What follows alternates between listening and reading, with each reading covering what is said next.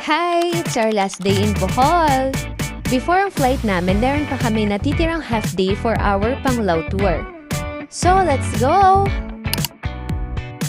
First stop namin ang St. Augustine Church dito sa Panglao. Isa ito sa mga pinakamatandang simbahan sa Bohol at talaga namang ang ganda at tahimik ng paligid. Pagpasok pa lang, ramdam na agad ang solemn at peaceful na atmosphere. Ang sarap lang huminto sandali, magpasalamat at magdasal bago matapos ang trip namin. Ito naman ang bell tower ng simbahan.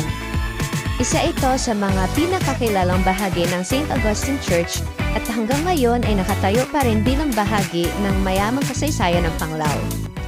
Bago kami umalis, nagsindi muna kami ng kandila at nag-alay ng dasal.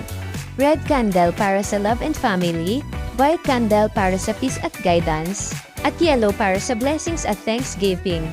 Siyempre, hindi mawawala ang taimtim na panalangin para sa safe travels at magandang kalusugan ng buong pamilya. Sunod naman namin pinuntahan ang sikat na Hinagdanan Cave. Alam niyo ba na ito ay nadiskubre ng hindi sinasadya? May isang tao raw na pumutol ng sanga ng puno at biglang may bumukas na butas sa lupa. Nang silipin niya ito, nakita niya ang kuweba at gumawa sila ng hagdan papasok, kaya tinawag nilang Hinagdanan. This is Lance! Charot!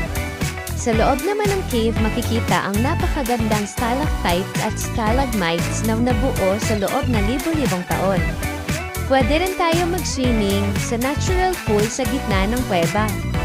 Sayang nga at hindi kami nakapag-swimming that time kasi paalis na kami. Bago pala bumaba ng kuweba, may naka-assign agad na tour guide para sa inyo.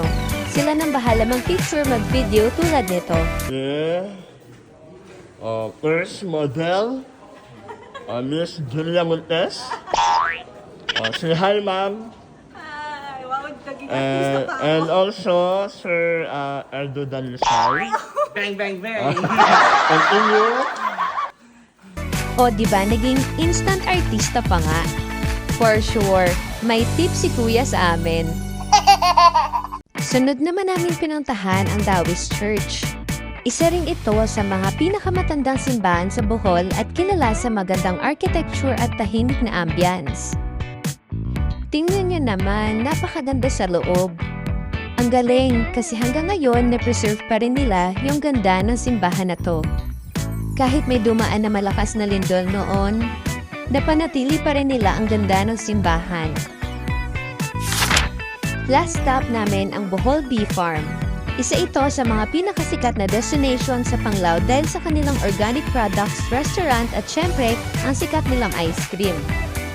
Ang ice cream nila ay gawa sa fresh, locally sourced fruits at honey ang ginagamit nilang natural sweetener imbis na refined sugar. Syempre, hindi kami nagpahuli. Tinikman namin ang avocado at dragon fruit flavors. Ang nakakatuwa pa, pati ang cone nila ay gawa sa gluten-free cassava. Masarap na, unique pa.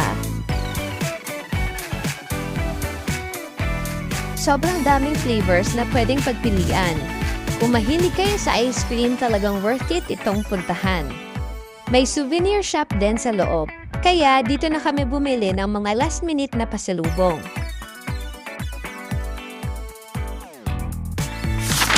At bago bumiyahe, nag-lunch muna kami dito sa Elucandias Kambing and Bulaluhan.